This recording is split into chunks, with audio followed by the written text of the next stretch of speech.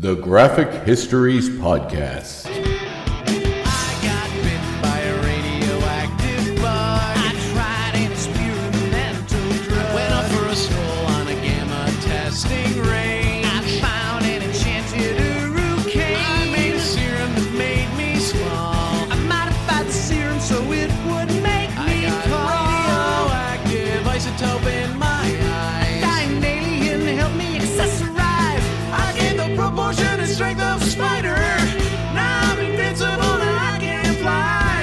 I lost my sight, my other senses were heightened. I'm gonna put on my pajamas and go fight crime. Hey there and welcome to the Graphic Histories Podcast. My name is Andre Mayette, your podcast host. Big thanks to Ukla the Mock for our theme song, Superpowers. And big thanks to you, gentle listener, for tuning in once again to another fun-filled, action-packed show. I'd like to do an action-packed show. I don't know how we'll do it, but we'd figure it out. You know, maybe it's just like a folio thing, like back in the day with breaking celery to represent breaking bones and doing the old the footsteps, with shoes on tables. That's a real art that's kind of lost, the old folio action.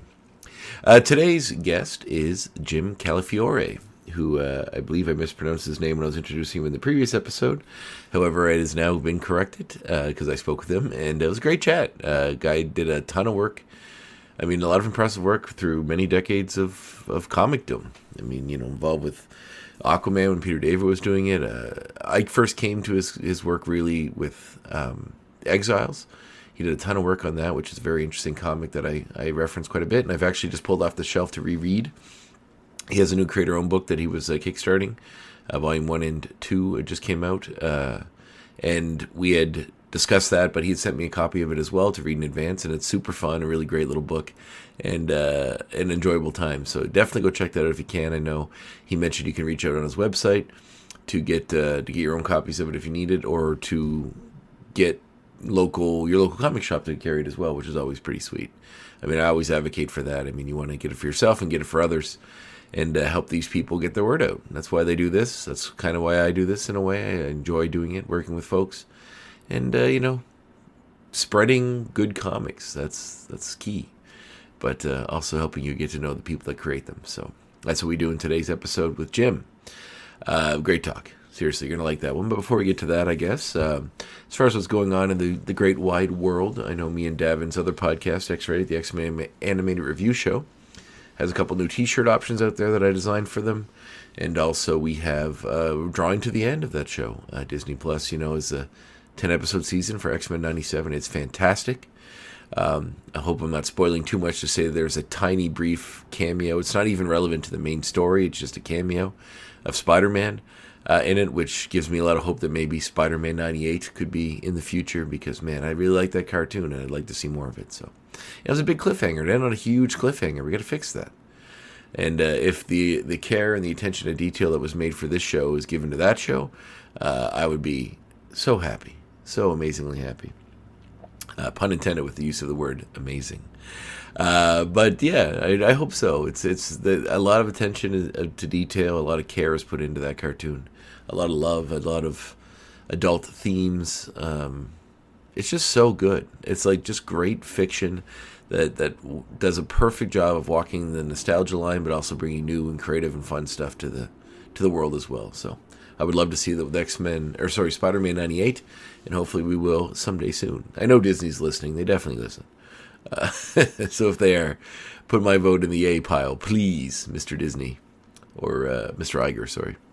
Yeah. Anyway, so I'm not sure if you're familiar with Jim Calafiore as much as I am, but you definitely, if you've read Peter David's Aquaman run, you've definitely seen his work. If you've read The Exiles, you've seen his work. He's worked in Deadpool. He's also done some writing. He's written on a couple issues of Exiles, and this new book that he has out, which I forgot to mention earlier, which is called Ned, Lord of the Pit, and it's a super fun book. If you like, in the vein of like Preacher, in the vein of Chronicles of Wormwood, if you like that sort of Garth Ennis deprecating sort of religious fiction, it's a really fun romp, and I think you'll enjoy it. So let's talk about it. Let's just chat with Jim Calafiore about his new book, about his career, and have a good time. So here it is, my chat with Jim Calafiore.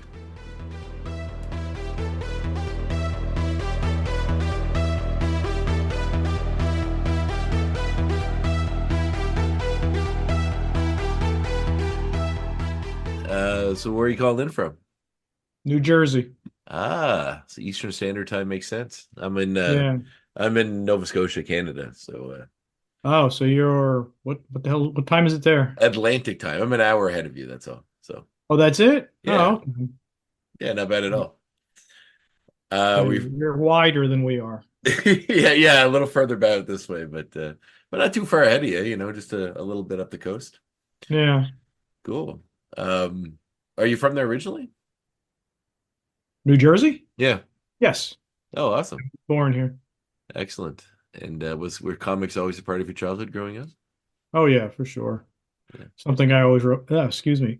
Something I always wanted to do for sure. How did you get connected to them? Like any kid, I mean, there was a lot laying around. When you're a kid, your parents are bringing you home comic books. The first book that I actually bought myself, and I actually went and told Herb Trimpe this story. I love Herb. I have a picture of one of his a copy of his last Hulk comic signed by him on the wall. Oh, cool. Yeah, it was the last one he did, the Hulk versus Samson and the run that he did. I met him at a Comic-Con in Montreal years ago, and I got him to sign it, and he was such a sweet man. Oh yeah, I mean, I wouldn't put him up there as the top artist in comics, but I grew up on him in the Hulk. Mhm. And the first book I was at a luncheonette. Now this goes, I don't know how old you are, but 38. there used to be luncheonettes where the whole wall would be magazines, newspapers, Mhm. and then eventually there'd be a comic section. And besides the counter where people were eating and the table where people were eating. And my grandfather took me in and I picked out Hulk 127, which I think had Mogul on the cover, which character I don't think they ever used again. Yeah, actually, yeah, I don't remember. He's not one that stuck around very long, did Yeah. So he? I saw Herb at a show and I went and told him that story. He was like, yes. They actually had uh, uh, I think it was at the Illustrators Society building. They had a whole thing on comics, and they had a bunch of Walt Simonson stuff there, but they had from one collector all these Herb Trimpe covers. So it was nice to see he got this, some respect. Did he never get the artist edition treatment on any of his stuff? I I feel don't like, know. I don't think so. I yeah. mean, he's a cautionary tale and a standard tale for, artists. He was on the Hulk for 20 years, Hmm, something, a long time. and then they just unceremoniously dumped him, Yeah. and he had a tough time getting work after that. It's a real shame. He was, like as far as comic art goes, I mean, there's obviously different styles and different ways to approach it, but his always kind of was like a fun sort of, to me, a fun mismatch of like, this the cartoony with the the more bombastic parts of comic book art. I Yeah, I was, mean, he yeah. definitely had a distinct looking style, even though he was someone that the inkers could affect, Mm, that you could tell the different inkers on him because it would change the look, but it was still, you could still see him underneath there. mm. Yeah, it was super cool. So so once you got into reading comics, were you like starting to draw them yourself shortly after, or was that something that came much later? Were you always in it, like drawing as a young person? Oh yeah, I was always a drawing. So Yeah. I couldn't tell you which came first, the chicken or the egg, but I was always drawing and I always loved comics. I mean, it was what I wanted to do. And so like any of us, I started drawing little comic books that made no sense, looked pretty bad, but was my just something I wanted to get into. Yeah, I don't discount those stories about those characters anymore because every artist has their own versions that they did when they were younger. But like sometimes, like I talked to Eric Larson not too long ago, and he, a lot of the weird little things that he came up with when he was a young kid is what became, you know, the Savage Dragon and stuff like that later. So, Hmm. I feel like I'd be curious. I think we talked about that, but I thought I'd be curious to like see if you could hunt down a lot of these like established comic book creators and see if you could find those early comics they did. I think it'd be really interesting. No, you don't want the world to see that, eh? Oh, it's just long gone. I Yeah. mean, some people post on their supplemental stuff like that, and I would if I had it, Hmm. but I don't have it. Right. Because that you're a kid. I don't care. I'm more embarrassed by stuff that I did at the very beginning, which doesn't even look like me. Hmm. And I'm like, I hopefully I get better every day. Hmm. But the early stuff I was completely unformed. But saying, here's the drawings I did at 5 or 10, I'm not worried about anybody judging me. Yeah, I would hope not. It's like, hey, listen, I just saw the stuff you drew when you were 10 years old, and I gotta say, I gotta fire you, man. It's not gonna work out. Yeah. You suck. I'm not getting any more commissions from you. That's right. Yeah. Well, how did you find your form? Like, when were you just drawing all throughout like high school, working towards doing comics, or did you have another other aspirations when you were a younger person? Well, no, I wanted to be an artist. Hmm. And I specifically, I liked the medium. I definitely took to it. I didn't look for anything else. But I went to art school, and my art school was a general art school, which I think is a little better. They're not saying draw how to draw comics. It's how to draw, how to paint, how to do all these things. But was there a And stigma about being interested in comics when you were? a Because like, what? was there a stigma in like a traditional art school about having an interest in doing comics, or is that just? No, not at Uh, all. I mean, the art school I went to, like, they had no. I confused them sometimes when I did some sequential storytelling as my assignment. mm, Um, but so there was a minus there that they didn't understand the art form very much. But and there were other students who were into comics, so we could bounce off each other. were your folks supportive of a career in the arts? Yes, yeah. I mean, I wouldn't. To me, supportive means not stopping me. Yeah, that's fair. You I think know, that's pretty good for uh, artists. I mean, that's pretty supportive for most. the best story I had was, well, one of the things that really shaped me and really blew my mind was when I discovered Heavy Metal magazine. No, nice. That was in junior high, and this was, early run, so it's all Mobius, Hmm. all the European artists, and that Mobius is my god. And Awesome. I can't I think of. remember him reading the book, and there was nudity in the book. Mhm. And it might even been elementary school, end of elementary school. I can't remember the exact dates. And I'm sitting in the living room reading the magazine, and my father's sitting on the couch, and goes to my mother. He says, "Do you see what he's reading?" And my mother's like, "It's okay, don't worry about it." Oh, nice. But my father had no understanding of art at all. I mean, Mm, he couldn't get into it at all. But to his credit, he didn't tell me no. mm. So when I said I'm going to art school, he said, okay. What did he do? He was industrial. He ran what's called a tool and die company. They made the molds that run off plastic pieces. Oh, okay. Oh, they would do anything. There's a mold that does tires. Mm. Oh, You yeah. can imagine how big that is, or a mold that makes plastic chairs. You can imagine how big those molds Hmm. get. Oh, yeah. Oh, interesting. And Cool. I love those stories because I run into them so many, myself included, where it's like, you have the dad that's like some kind of far from the arts. Like my dad's a construction worker. yeah, Did a lot of different stuff, but a lot of mostly manual labor. So, to come and be like, look at these pictures when he's like, you should be out, building something. It's kind of like yeah, the that's the stereotype, right? That's yeah. the reverse of the Monty Python sketch where the son Yeah. comes home to his father, the poet, and tells him Yeah, to work in the mines, and his father is bitching about making a real living, putting words together. I And, forgot about that one. That one's so perfect because a uh, friend of mine used to give me that all the time. He said like I don't have any kids, but he said if I did, he said your kid would probably want to be like a football player or like, something that like I never had any desire to. I'd be like, why don't you just read some comics? He'd be like, no, Dad, I'm playing football. you know. I'm gonna make a real living. Yeah, that's right. I'm gonna build something in this world.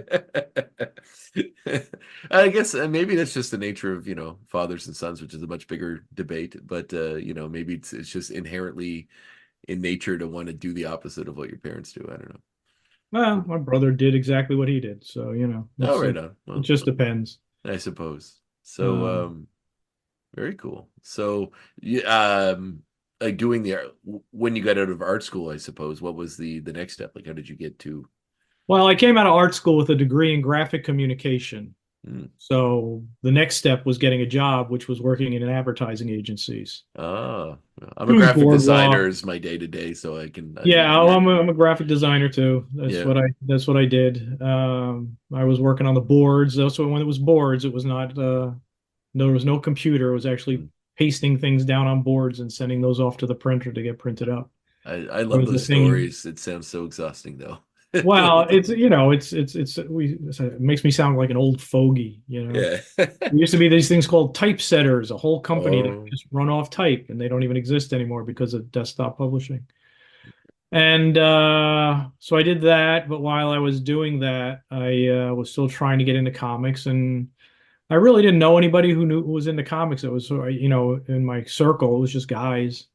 And I would go to conventions and drag my portfolio around, and try and show stuff. And at a certain point, I stopped working at the ad agencies because it was killing me. And I just went strictly freelance, doing that freelance illustration and freelance periods at contract work at agencies. So Was it I just haven't like been, I haven't been employed as a employee since 1988. Oh wow, that's awesome. Was Um, the ad work like I've always kind of been freelance-ish since I graduated from graphic design school, which would be Jesus 18 years ago. So mhm. the idea of that like back in the day working in one of those big ad firms. I mean, I feel like people romanticize it because it shows like Mad Men and stuff. But I feel like the day-to-day reality of working in that industry, the pressure of it must be amazing. Oh, I was in mom and pop, and it's even worse. Oh, really? Just Yeah, like I mean, I was in one mom and pop that was actually a mom and pop. It was the husband and wife, and they would have arguments. It's just like, I gotta get out of here. yeah, I guess you would pray for the big business problems that would come with the instead of that. Yeah, Um, and I always wanted to draw comics, and I was always trying to get in. that's awesome. So what hit? How did you finally get to the comics? Well, there was back then at comic shops a free rag at the shops called Comic Shop News or something like that. I can't remember. Or Yeah, good Comic one. Book News or something like that. It was a Mhm. free rag that you just got to check out. They laid there to check out, and they had ads in the back, and there was one for a publisher saying looking for artists. So I mailed because there was no internet or anything like that back then. So I mailed off some Xeroxes, and he sent me back a reply saying he liked my stuff, and they want to use me, and he needed me to get back in touch with him. And I was like, and I did a little happy dance for about 2 seconds until I realized there was no return envelope on the return address on the envelope, and I had lost the address I had mailed to. Oh no. Oh So no. the only key I had was he mentioned a book that they were putting out. I went to a comic shop and found one copy of this book they were putting out. I can't even remember the name of it. They had one copy. I had the address so I could write them back. Wow. That's awesome. And he talked to me about doing this book, and I was like, okay, and working on characters. And then that company folded immediately. Did you get a book out before it folded? No, I No, hadn't nothing. even got I hadn't even got a few drawings out. Oh my God. I mean, I was just doing character turnarounds for a couple characters, and then he's gone. This is great. But he gave my number, my address to Gary Reed, who was the publisher of Calibre Press, and that was one of the great independents back when there were real, struggling independents and independent distributors and whatnot. The Crow started there. Guy Davis started there. Vince Locke started there. I knew there Bendis was did stuff something. there. I knew there was Mike something I Lark did remembered. stuff. I knew there was something I Um, remembered from there was the Crow. That's what it was. there's Yeah. so many good people came out of that. It was really nice, and I started doing. He listed some. He sent out a general thing saying he saw my stuff. He said he wanted to you work with me, and he sent out some general ideas about series he was looking for. I picked one about the little speculative King Arthur storyline. If King Arthur had not died at the battle and gone to Avalon, and I pitched an idea, and that's what was the first thing I did. Actually, the very first thing I did was a story I had done in college, a little short that was published in Calibre Presents. That was their anthology series. That was my very first thing that was published. Then I did a graphic novel, a horror graphic novel, and then I did the Camelot Eternal. Then I did another series, and I was about to do another series, and then I moved on to another company. What was the move there? That was to Valiant. Oh, yes. So I mean, I was making dirt at Caliber Press. I mean, not because of him, because that was the market then. I was making little bit, but I would have paid somebody to publish me. Yeah. That was the secret. He could have asked me to give him money, publish me. And one of the people who worked at Caliber moved over to Valiant, and Valiant was in New York, and I'm in New Jersey. So I just contacted him. I moved and I went in and met Bob Layton, had some stuff there, and excuse me, I got put on Exo Manowar for 3 issues, and then I moved to other things there. And that was the speculator craze era. Hmm. And that's when there was a lot of nice royalties rolling around at that point. So it was nice to do that. And then once you're in, you're kind of in. Hmm. People are aware of you. You can talk to editors, go up to DC and see people. It's not like you're an unknown quantity. Yeah. So it's nice like that, as opposed to full freelance illustration. You usually have to keep promoting yourself and making samples and keep in touch with all the editors and all that stuff, or not the editors, the account executives at all the agencies. And comics, you're sort of in. Hmm. And you'll be doing a book for some X number of issues. You'll be talking to somebody else at shows. So that my hard slog was over when I got into Valiant. Yeah. Well, that was like Valiant was always a cool. As a kid, I remember like when I discovered them, they always seemed like, because when you're young, it always seems like there's just the two, because it's like the easiest ones to find are Marvel or DC.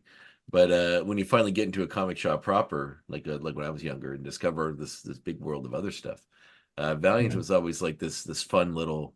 It's always fun to discover when you think there's only two big things, a third option or multiples later, with all these cool characters that have their own histories that you didn't know and to learn about on your way up. So I was always sort of enamored with Ninjak, and Oh, okay. and I got into Valiant when Jim Shooter had been actually like shown the curb like oh yeah, really, a couple weeks before I yeah, got in there. There was a whole split where Jim Shooter basically was ousted from the company he created. mm-hmm. Yeah, that was a And but big I event. I really enjoyed his Solar Man of the Atom, That's the other one I was going to say. especially the Barry Windsor Smith art stuff, because I'm a huge Barry Windsor Smith fan, and that was a great run. I mean, there were things I liked a lot, but the speculators drove that company to heights, Mm-hmm. and things got kind of weird. like they grew too fast for their own good is kind of a Yeah, and it yeah, just changed their focus and their ideas of what they wanted to do. yeah. Because then it was, I mean, but it was everybody. Everybody was chasing the speculators like crazy. Mm. Marvel was putting out. That's when Marvel started putting out so many different titles, because they were going to try and push DC off the racks, and everybody was doing 17 covers and reflective covers and magnetic covers, and that's what it almost killed the industry, chasing Yeah. the speculators. Yeah, it is it's interesting to talk about that shift when that happened, because it really was quite a like as a kid myself, I mean, I remembered when they like you get the covers with the lenticular covers, or the ones with the little cards that were like holofoil, or Yeah. the gimmick ones like the DC did those ones with Robin where like you pulled the bottom and it made it kind of that move because there's like an image, they had the lines and an image in between, like just they were throwing every single thing you could at the wall to try to Yeah. make it stick, or like the old 70s or 80s like horror book cover types where like you'd open a cardboard kite that had a hole in it that had a bigger image behind.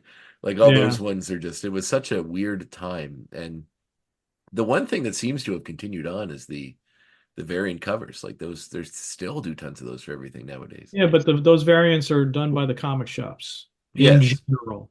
that's That's true. something different. That's a comic shop by itself generally paying by itself to get a variant cover done. Um, as opposed to I'm going to have 7 covers on this cover of X-Men so that the shops have to order 10 of each cover Right. because the speculators are coming in to get 10 of each cover for their because they think it's going to be worth money.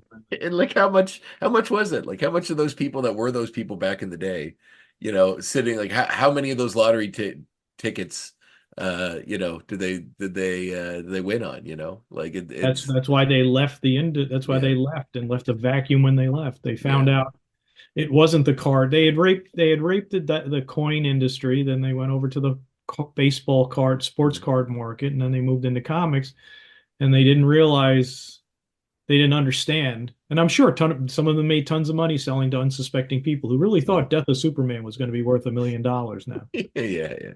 I Um, still like, as someone who's just into comics, and I may have done a few little indie things myself, but nothing crazy. It's like the the amount of people that still ask me about that. They're like, "Oh, I got like Todd McFarlane's Spider-Man #1, and that's worth something, right? Or Darkhawk #1 or something." I'm like, no, no. I'm no. like, I'm like, what's it saying the cover is worth? It might be slightly more than that, but that's about it. Yeah, I mean I had been working at Valiant for I don't know how many months, and my first issue of EXO was coming out. Mhm. And I knew a comic shop owner near me, and I said, okay, I'll do an appearance. And we had a line out the building. Nice. Nobody knew who the hell I was. I Yeah, didn't deserve that. I didn't earn that in any way. yeah, And some of them would ask me how much it was worth after I signed it, or somebody would have a box of them for me to sign. And I'm just like, I'll enjoy the ride. I got nice royalties. yeah, Enjoy the yeah. ride if they're going to be that dumb about it. Well, But that's it, it. I like mean, it almost killed the industry.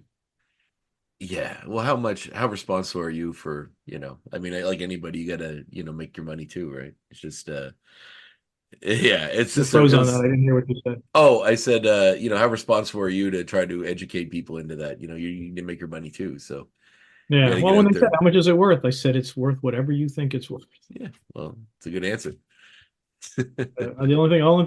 Only solace I could give them was when I'm dead, it'll be worth maybe a little more. Yeah. You got to hold out for a while, but You'll get another penny for that book.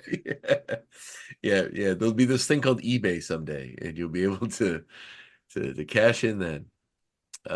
Yeah, it's always a weird market to me, like on all that sort of things. Like I collect records as well as comics, and like they'll Hmm. do a big record store day event, and they'll have records that like come out that day and then are sold on eBay the same day for like 4 times what people pay for them at the record store because they're limited presses, limited editions. So it's that industry is still going. It just seems to have gone a little lower. It seems like they get a little further down the chain of the things that they are capitalizing on.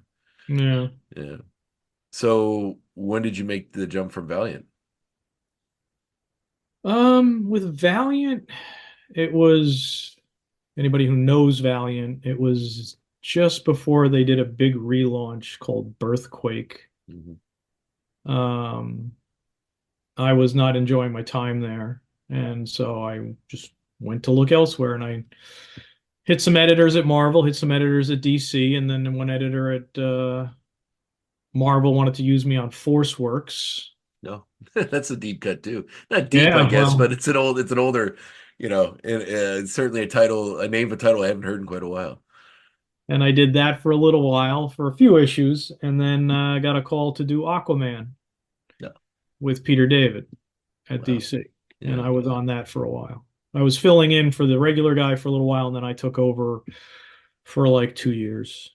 Was there any issue between like, I guess you weren't locked into a contract, obviously, if you could just do a few issues for them, then go do the other, just freelancing, I suppose. But Yeah, I did, I think, go on contract at one point with DC, but it was if I did any contract, it was a year. hmm, And when you're on contract, yeah, you can't do other stuff.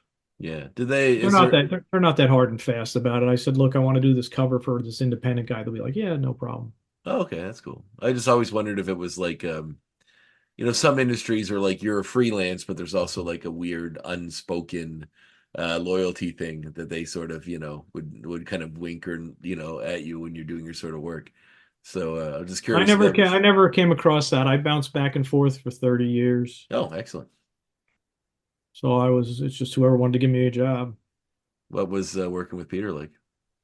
Oh, great. I mean, I've been very lucky. I've worked with a lot of really excellent writers on some good runs. And Peter, that was when he was at the top.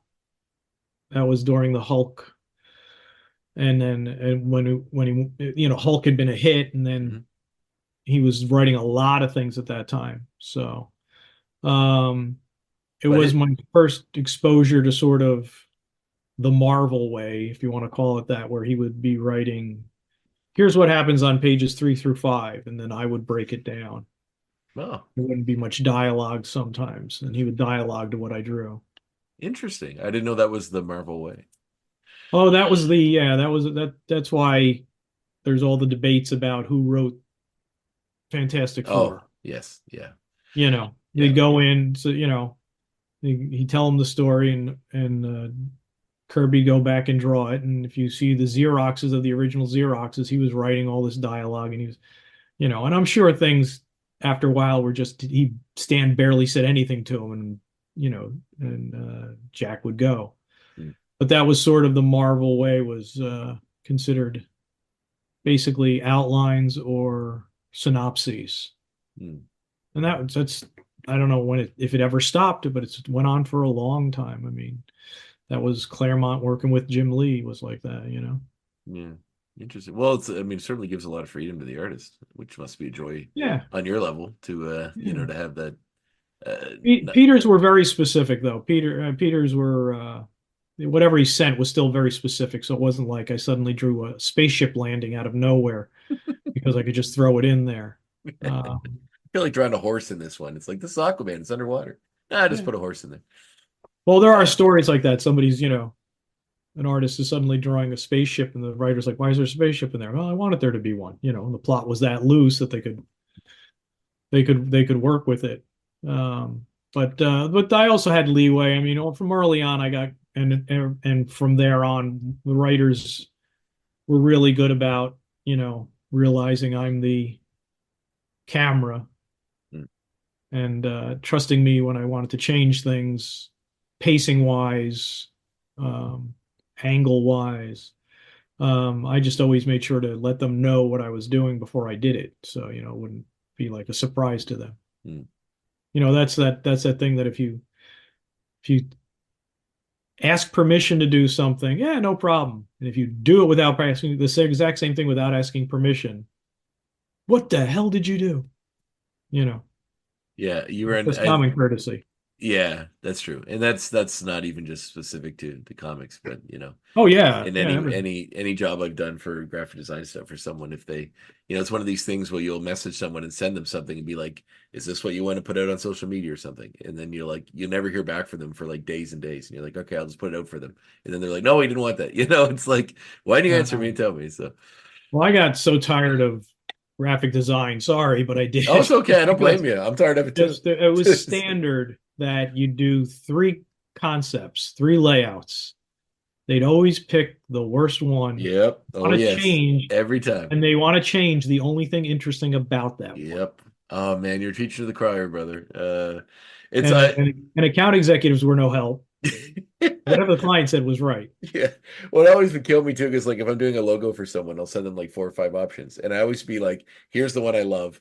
Here's a slight variation of that. Here's something different but still unique and cool. Here's, something that's kind of variation on that. And then here's just something I threw together for a sixth option that I really don't care about. And that's always the one they want. And I'm like, just like, but I guess that's the nature of the beast. Well, the one job I worked in graphic design, I was in essence the account executive. They had us dealing directly with the people. Oh, Looking, I was working at a corporation, so I was in-house, and the different divisions would need something done. And they'd go, okay, I give them three layouts, and they pick this one, and I'll be like, oh, okay. They go, well, what do you think? I said, you should do this one. hmm. I would basically say and explain why this was stronger than that one, which, an account executive tends not to do. No, no, they don't. They just want to get it out there and get it off the out of their books. That's yeah, no, that's very true. So, like when you're working on Aquaman with Peter David, this was like the barbarian version of Aquaman, right? Like the long hair, the The beard, yeah, the hook the hand. not quite Jason Momoa, but he had a beard, he had the harpoon, This is where we got the which hook Peter hand. hated when they called it a hook. It's not a Oh, hook, a harpoon. yeah. Yeah. Oh, really? That's interesting. So he really didn't enjoy the using. Yeah, because it never really was a hook. It looked kind of like No, it one, was but a harpoon. It yeah, he was would shoot it curved, but out. it was a Yeah, harpoon. yeah. But that's why one of my first covers for the gag, it was one of my first covers with Green Lantern, Kyle Rayner, Green Lantern, Hmm. fighting Aquaman. I had him make an alligator Right. Yes. on Captain Hook. Yeah, that's So awesome. he's fighting an alligator. Did Peter pick that up? Oh, I don't know. Yeah, that's funny. I don't know. I mean, it Uh, wasn't like he was frothing at the mouth, yeah, no, no, I know. just not a hook. It's a harpoon. Yeah, I love the idea that he just takes it very personally and he gets very upset anytime someone brings it up. It's a harpoon, God damn it. That's funny.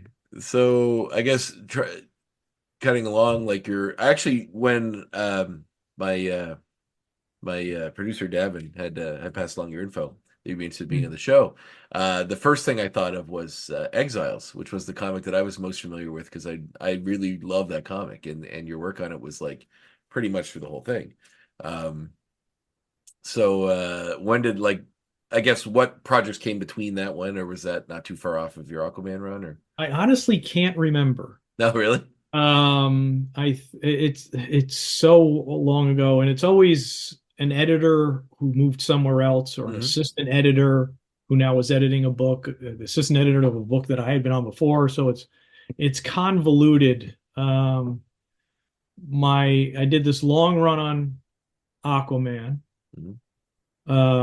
which they then at a certain point fired everybody off the book because they decided that it should be higher selling. Oh, really? Yeah, they weren't happy with a good selling book that was getting good reviews. They decided it should be a top line book and that I wasn't an Imagey fan favorite hottie. I'm like, okay, I don't want to draw like an image artist. And then they brought on an Imagey guy and Eric Larson wrote it and it went down the tubes and I think was canceled in 8 issues. Yeah. Um, Well, that's got to be one of the most frustrating parts of the artistic process is when you get some new bigwig hotshot running some department that's like he wants to put their stamp on everything and make it their own.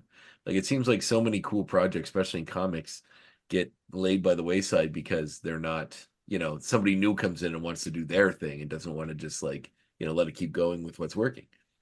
it's also on how many eyes are on it. Hmm. They considered him one of the flagship titles since he was one of the JLA, the Yeah. original, whatever, five guys and gal. But he was never on the same level as the other two as far as sales go. Well, they wanted him to be. That was the Yeah, I idea. They thought suppose. he should be. Hmm. So, and, it's kind of like, are you happy with five books are selling well, or trying to get them all to sell more than X-Men, Hmm. and then they're gone? Yeah, You know. exactly. So I can't remember the exact genesis of me bouncing around from thing to thing. I mean, I know I did like an issue of Resurrection Man, an issue here of something else. Um, and then I was helping doing some covers and pinups at Marvel. I think might have done some covers. I helped out on a Flash, so it was a lot of bouncing around. And then the editor for Exiles needed a fill-in that was written by Judd Winnick and started with the art by Mike McCone, Mhm. who I knew as a friend. Oh, really? The editor needed a fill-in, so I filled in on a two-parter, and then I filled in more, and then Mike left the book, and then it went to 18 issues a year. I mean, it I was was, like, I was gonna yeah, say, so it was like me and another artist constantly doing all the work. yeah, And the way the genesis of Exiles was there had been a book called X-Men Millennial Visions, quite a and it was mouthful. just a pin, huh? Quite a mouthful. Yeah, it was just a pinup book. It was to Ooh, celebrate the 25th anniversary of the modern X-Men, I guess, something like okay. that.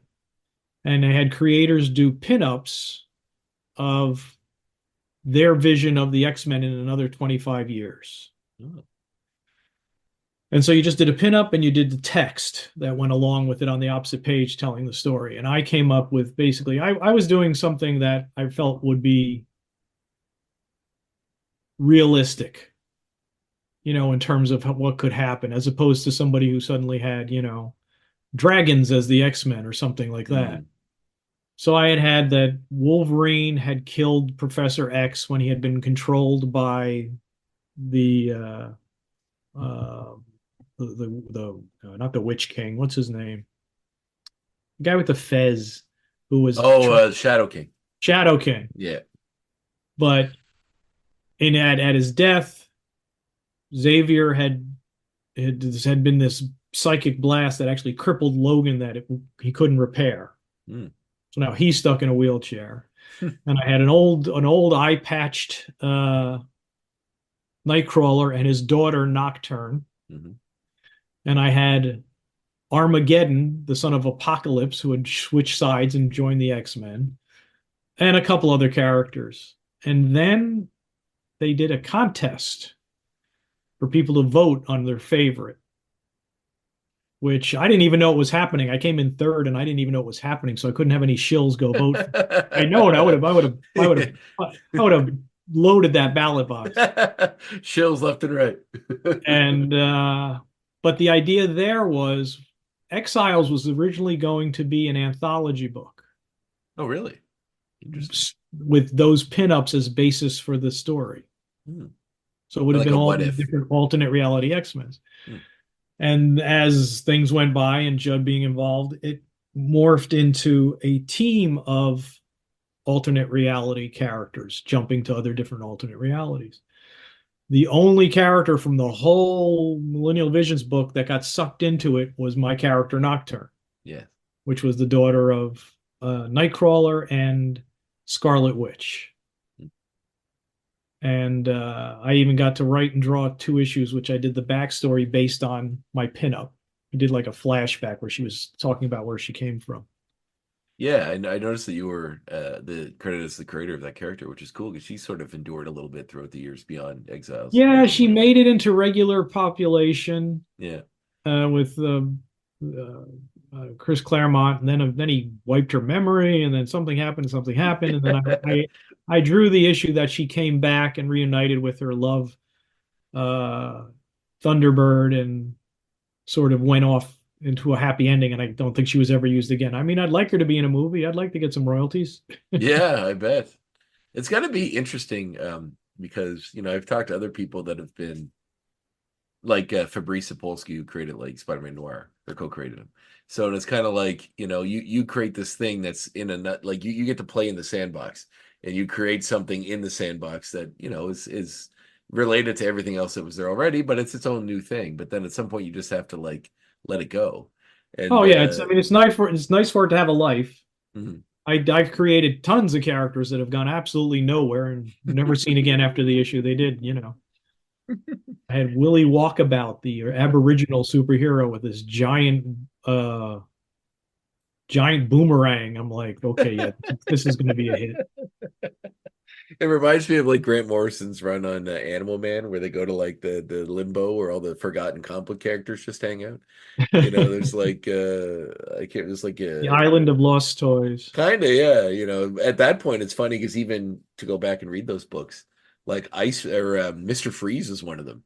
Because Really? at that point in like the early '80s or late '80s, it wasn't until like the animated series had made their given him this cool new sad origin story with his wife being frozen, all that. Before that, he was just a guy with a freeze gimmick. He didn't really have any cool stuff, and he kind of was forgotten. He's And even sort of, his original costume was horrendous too. oh yeah, yeah, It was yeah, yellow with a red burst collar. yeah, oh yeah, yeah. And so it's just interesting seeing some of those, like the Sunshine Superman and all these like old characters, but it's just really goofy and fun. But Exiles was just such a unique book, especially for the time period to me, because it was cool seeing different versions of familiar characters, but like you have the freedom to do what you want with them and not be kind of strung by the continuity, as you mentioned, that others had given them in the past. Yeah, and Judd was great to work with. I really enjoyed his writing. That was a lot of fun. I mean, that was the best times on the book working with Judd.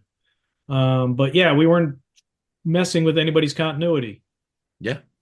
so we want to have Cap. We don't have to talk to the Cap editor, I mean, I redesigned, I don't know. I did redesigns of characters so many times. I think I did like 4 Hawkeyes, just you have fun, you play with it. And a lot of times it's just they're in the script, Cap comes. He barely describes them, so you get to go do what you want with them. Sometimes they'd be very specific about how a character looks, and sometimes it'd just be completely up to me. I mean, I even screwed up one time. He had put down Power Man, and I misread it as Power Fist. I was like, "Oh, that's cool, Luke Cage with the Power Fist." So I made Luke Cage with the tattoo on his chest, Oh, that would be cool. and people really liked the character. They thought he looked cool, and but that was a complete mistake because I misread it. It wasn't like he was that integral to the story. He was sort of just a No. hang around character. Or the one time I drew, I said, "Hey, I never got to the letter or the change on the script." I said, "How about I do a female Iron Man, so it's Iron Maiden?" Mhm. And then there were little boxes saying what the characters were, and the box still said Iron Man. So it was like a very, very shapely, effeminate Iron Man. Hey, no judgments. That's really funny. Yeah, and just getting versions of characters like there are characters that you only got incidentally, like Spider Carnage or somebody for like a couple of stories, right? And then Right. all of a sudden you can now get a version of that character that you can see endure. That's not like now you're not having Spider-Man have to be Carnage for, 50 issues, but you do get the idea of what that might look like by getting to see those characters kind of played with. So it must have Yeah. been kind of freeing creatively to be able to do that sort of work. Oh, definitely. And also play with Hyperion, who at that point was a character like that has become back quite a bit here and there. Yeah, But that was after Judd had left. That was one of the really well received little arcs with Hyperion in there. There again, it was just do whatever the hell you want to him, design wise, and made him bald. well, the I was reading somewhere too that there is some lists that someone had put out of like the most depressing alternate realities in Marvel Comics, and his reality, his Dead Planet, was like one of, I can't remember what number it was, but it was like in the top 10 most depressing alternate realities. So I thought that was pretty fun. Oh, that's good. I never heard of that. Yeah, well, hey, if you got to make a mark on comics, let's have one like that. Be the most depressing. Yeah. Awesome. So when you moved off from Exiles, you still kind of bounced around more back between the different companies as Yeah, well? like I said, it's tough. If I don't have the books in front of me, it's a hard chronology. Mm. Um, I did some Deadpool, but I don't know if that was before I went. Oh, hello. No, it's my cat. Yeah, it's Lebowski. I didn't know if I don't remember sure if I did Deadpool's before or after, and some Black Panther. I'm not sure if they're before or after. The next big thing was when I went over to DC because the same editor moved to DC, and I did the Gotham Underground miniseries Hmm. with Frank Thierry. Yeah, And there I got to just to draw everybody, that every must have been Batman fun. character I could want to. Oh yeah, it was fantastic. I don't know if you how familiar with the series, but they made it was 9 issues, and I had done some connected covers on Exiles. I like doing connected covers, so this was all 9 covers went together to make one gigantic image.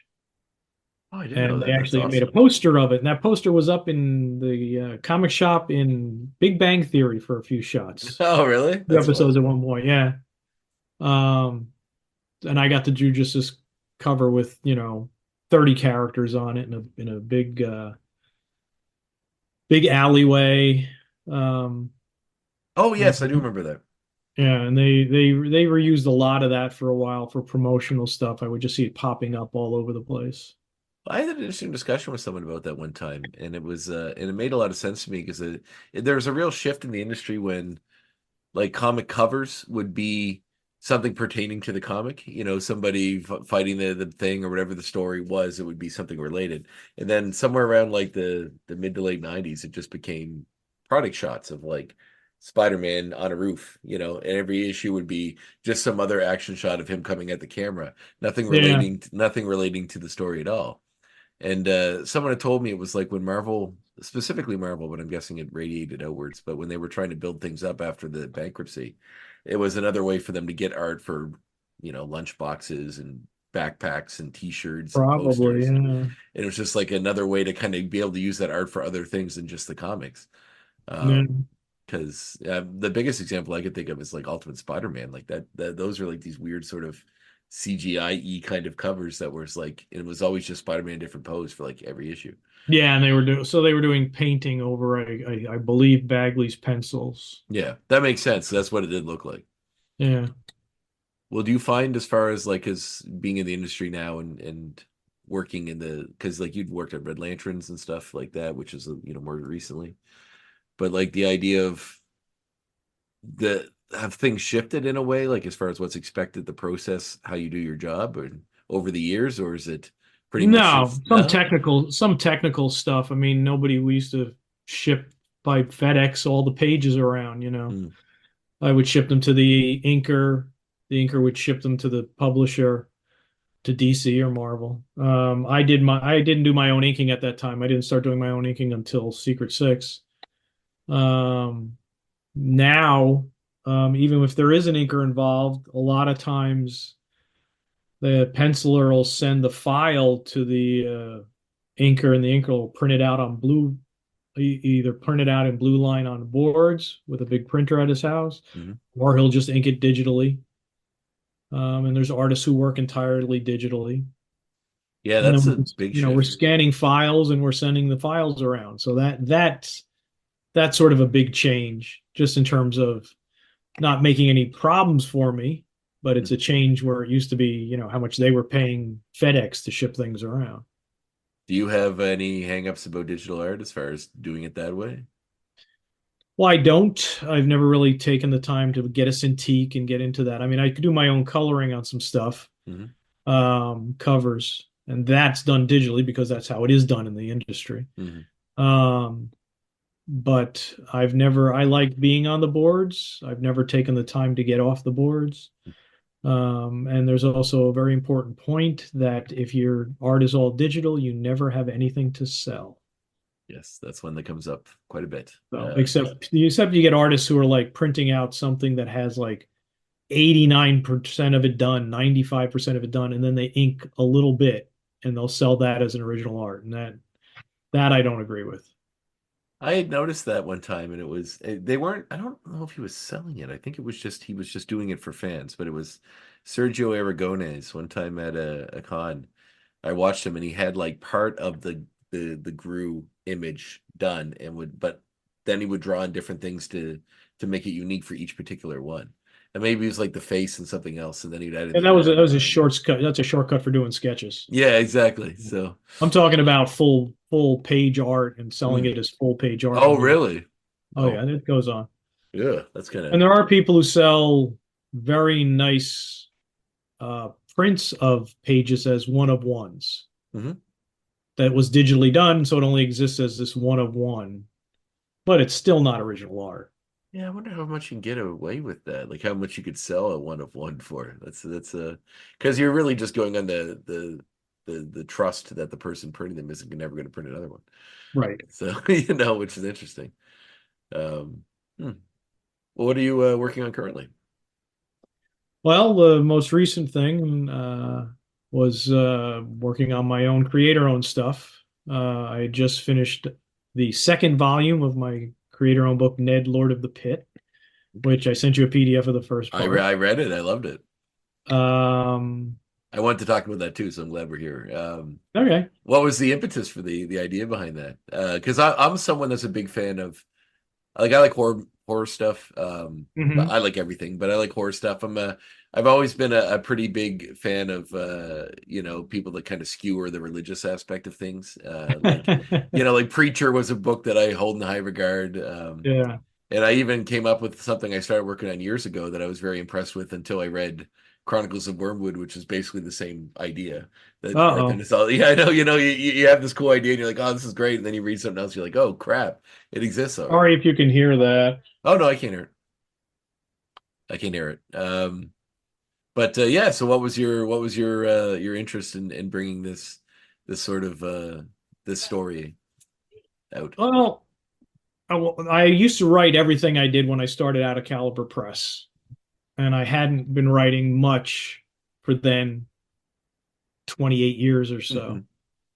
Hmm. Um, not for lack of trying, Hmm. but that always seemed to be a barrier I had trouble breaking with the editors, where I was the artist, I wasn't the writer.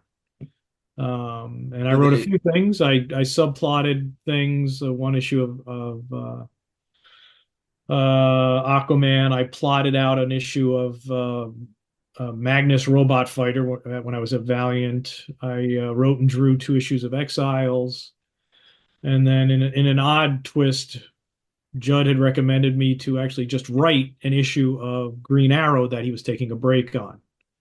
That was before DC did this 1 year later thing where all the books jumped ahead a year, Mhm. something like that. So I was always writing or wanting to write, and at this age, it's like, just let me get started. Finally, how long am I going to wait to really do it? And there's so many more ways to get things done now, Kickstarter especially. And Gail Simone and I had done a book at Kickstarter called Leaving Megalopolis after we got done with Secret Six, and that did well. And I wrote a backup story in there that I wrote and drew. And then I was just moving on to my next thing. And I kind of like to think of characters that shouldn't be doing what they're doing. Mm. So, in other words, Ned, Lord of the Pit. Somebody named Ned should never be a Lord of the Pit. And the story is about a sort of an average guy in New York who one day starts seeing demons walking around the street. And they can see him. Nobody else can see them. And he has no idea what's going on, but he eventually discovers that his family is connected to the darker side of things than he could ever have realized. So, I mean, that was basically the impetus to start it. Just thinking about characters, and sometimes I'll just come up with a title sometimes. And the original title actually was Ted, Lord of the Pit. But that was around the time of Ted the Teddy Bear movie. Hmm. Yeah. So I changed it to Ned, which worked out better. Ned worked out better, especially his somebody had said to me that it was short for Edmund, and I like that name, Edmund. Yeah. Uh, That's one of those weird ones that like Eddard, like in the Game of Eddard Thrones Stark, stuff, Eddard yeah. Stark, and they call him Ned. So Mm. yeah, it's weird. It's one of those weird ones that like they add a letter to it somehow when it's a short name, like Bob from Robert, or like those ones. So Yeah. yeah, and it seems very benign as a name. So to have someone that's a ruler of the pit with a Ned is it's fun. Yeah, it's great characters. I love the girlfriend. The whole angle with all of that is really great. All of the side connections with like how other people don't see the. I don't want to reveal too much, I guess, because folks want Right. to read it. But Well, there's um, some, he ends up with an annoying zombie roommate, couch potato demon. And it's also, I mean, I deal with heaven and angels, but I also, I like the cherubim. I mhm. explain how cherubs are not cherubs, and I've had people tell me they actually went and looked it up, and got somewhat educated. Did Um, you have like a deep religious knowledge before that, like before doing this book, or is it just something that I came know from? a lot about a little, or Oh no, yeah. I know a little about a lot. That's what I Uh, mean. I know a little about a lot. Um, and I'm not religious at all. Um, Brought up sort of loose Catholic, mhm. but it's just stuff you take in, and then when you're going to write something about it, you really want to try and be somewhat educated. Mhm. on it. I do find that when somebody's doing something on a subject that they haven't researched and they say something or do something completely wrong, it kind of irritates me a bit, Mm. you know. Even down to the fact that the cherubim have four wings Mhm. in biblical lore. So the cherubim in the book have four wings, two pairs of wings. Problem is, in the book, there's a character that seraphim in the second volume. Seraphims have six wings. Oh, I wasn't going to draw that, so I just gave him bigger wings, but I gave him a symbol on his chest that had symbolic six wings because six I wings. just couldn't draw six wings. Two was getting to be really tough. Yes, it Well, I was was. going to say your dedication to drawing the four is impressive. I also love your sort of little in gags that are often come up about the different company names. Towards the latest connecting to all these sort of apps and things that they're working in, like Sphincter and Oh, that, yeah, yeah, yeah. That's what Toddler and give the dog a drone. Like that's that was the backup story. I wrote a 6-page backup story or 9 pages because I realized I had shorted the girlfriend character. She really didn't have enough presence, and that was stuff that was going to be in the main story, but it didn't work flow wise. Mhm, So I just did a her at her work where it's basically it's we work, mhm. kind of place, and made all these companies that just should not exist with their little logos and their names. Yeah, yeah. There's another one in the second volume that's called Street to Table, and it's an app where people can report roadkill, and they have it's dispatched from all over the world. They have all these dispatch units that go out, collect it, clean it, package it, and get it to your table. That's see that's the sign to me, the mark of true creativity in some of these comics or some of this work is when you have such genius ideas that are just disposable ones. Like they're just like it's just a gag. But the concept of that is hilarious enough in its own right that if you think about it or put any real thought into it, you could probably really enjoy and laugh about. Well, I can't take credit for all of those companies. It was one night, me and a few friends sitting at a brewery. I said, I got to come up with companies, and so we just sat there riffing on different companies that could exist. That's awesome. Well, Like I even said, should never exist. and the demon designs is really fun too. Like they're all pretty unique in their own way, and it's fun. Yeah. How do you pronounce Doug? Well, that's just the gag that, every comic has a character with a glottal stop in it. How do you Yeah, pronounce it? I mean, do you say Martian Manhunter is John Johns or John Johns? yeah, I know. Well, I was to wondering me, that because that's how you pronounce it with the glottal stop. yeah, it looks like it should be Doug, but Right. the way that endures is quite funny, and it's a great book. I can't suggest it enough. It was a really enjoyable read. I'm glad you liked it. Yeah, it's people can contact me at my website. I got to get some I'm not busy trying to get the second volume done into the printer and get that out and shipped to backers, but I'm also doing self-distribution to comic shops. Okay. But if anybody's interested, they can just email me through my website. Is the second volume, is that Kickstarter now or is that coming soon or? No, that was already Oh, kickstarted. it's already done. Okay. Yeah, it's took me longer than it should have to get it done, and the backers have been very patient. Mhm. But because I also do the coloring in the book, I'm doing Oh, the wow. penciling, writing, penciling, inking, and coloring. The only thing I'm not doing is the lettering. Um, excuse me. And it's everything is done on the book, except we're still working on the lettering a little bit. It's basically just putting it together now to get it to the printer. Nice. Awesome. Well, and then will there be a third one coming down the line somewhere? There's a cliffhanger at the end. I'm Or? deciding. All You know, right. the Excellent. first. Excuse me. I mean, the end of the first volume was definitely mid-story Mm. with a tease of what was coming. The second volume completes the first arc. So the first two volumes together are a complete story. And then there's a little epilogue that teases a little Oh, great.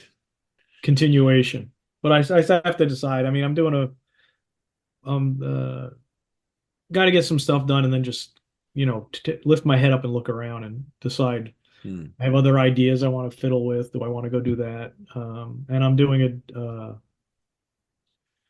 a gig right now for a company with the old King Features Syndicate characters, Flash, Phantom, Oh, really? Great the Magician. Yeah, Cool. I got to get that. Got to do that and get that done. Oh, that's really neat. The Phantom's a character that you don't see pop up. Every once in a while, it seems like they try to bring him back, but he never seems to. He's very popular in other parts of the world. Really? That's Yeah. cool. I'd actually And, recently watched the movie, oh God. which I hadn't seen growing up, and like I was a big fan of Patrick McGowan from The Prisoner, like the old series, Yeah, yeah. who is in it, and I thought that was pretty fun. And as far as like for what it is, it's a fun adventure sort of movie. It's pretty fun. I'd say it's definitely It's watchable. okay. Didn't bother Yeah. me, but Yeah. nothing stuck with me about it though. Yeah, I wouldn't call it like a genius, a work of genius. Better but it's than like, some. yeah, like for all those sort of like the Alec Baldwin Shadow movie or the those Right. other ones, like they I don't know, it seemed pretty. The Rocketeer is actually one that I hold in high regard, but was its own thing.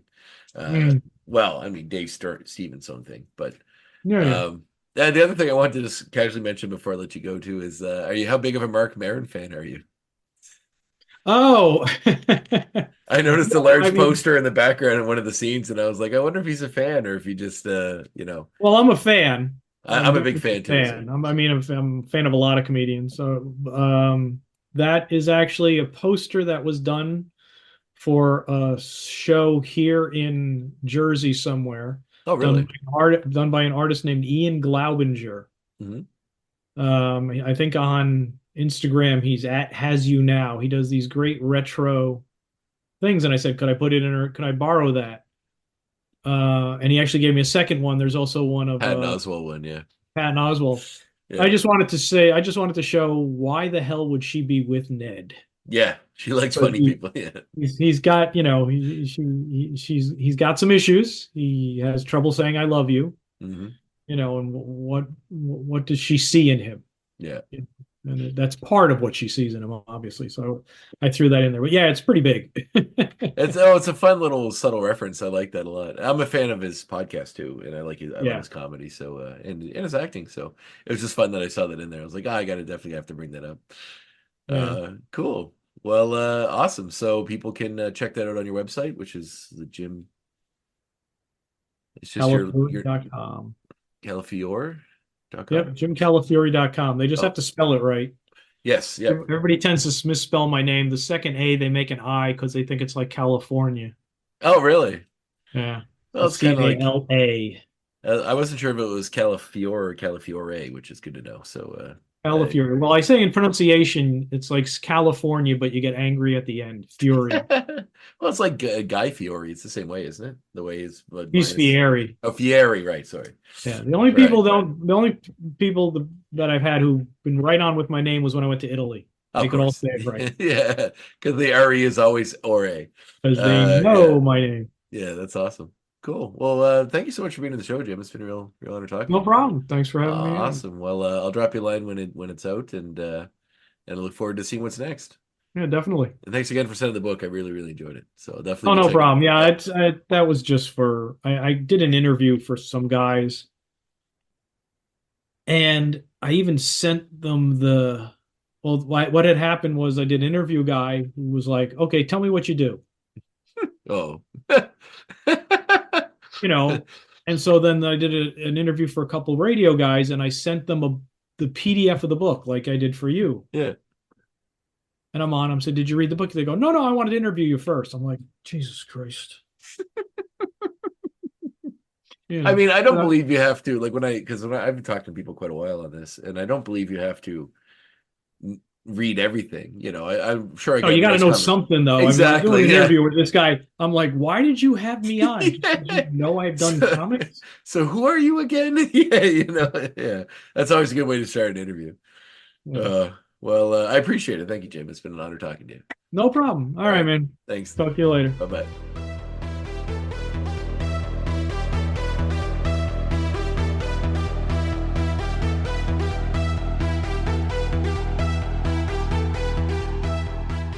There it is, my conversation with Jim Calafiore. As he mentioned, if you don't know how to pronounce his name, the Italians know. So they're a step ahead. But yeah, great chat with Jim. Really enjoyed that conversation. And yeah, I'm can't be happier about the amount of I mean, I'm happy with all my guests. All the people I have on the show, I'm very proud to talk to and have great conversations with. But lately, we've had a really good run of folks that have been around a long time, that have made some indelible marks on the industry. And a lot of people I've had on in the past that have gone on to do that, and some that I'm sure are going to go on to do that. So it's great catching up with them at different points in their careers. Jim does some astounding work. I love his artwork in consummate workhorse, like just pumps out amazing comics.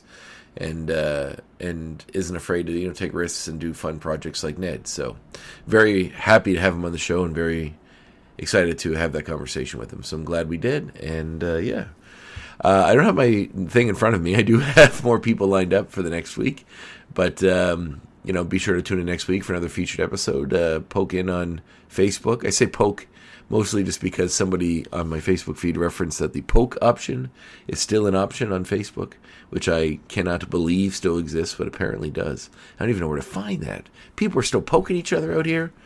What's going on? Anyway, speaking of that, make sure to, subscribe, give us a nice review on Apple if you're a fan of the show. Go follow me on Facebook and Instagram as well, where you can check out updates on the show and some of the projects relating to some of the people we've had on the show. And yeah, just have a good time, Obviously, now that I've got things streamlined, I'm on Buzzsprout and a few of those other platforms. It's allowing me to see things better, and I do see growth. But I like to see more, as always. I want to, I don't do this specifically for the people listening, but it's nicer to know that folks are enjoying the show and give me that nice warm feeling. So spread the word. Go and give us a rating on Apple. That'd be great. And and I guess the main thing is tune in next time. Tune in next time. Keep tuning in. Subscribe. Download. And jump into the conversation. So feel free to drop me a line through all those mediums or on the website, graphichistories.com. But yeah, thanks for tuning in. Thanks for being a fan of the show. And I can't wait to catch up with you next time. Which is kind of an awkward way to say that. I guess let's just say I'll talk with you in 1 week's time. The Graphic Histories Podcast is a proud partner of the United Federation of Podcasts.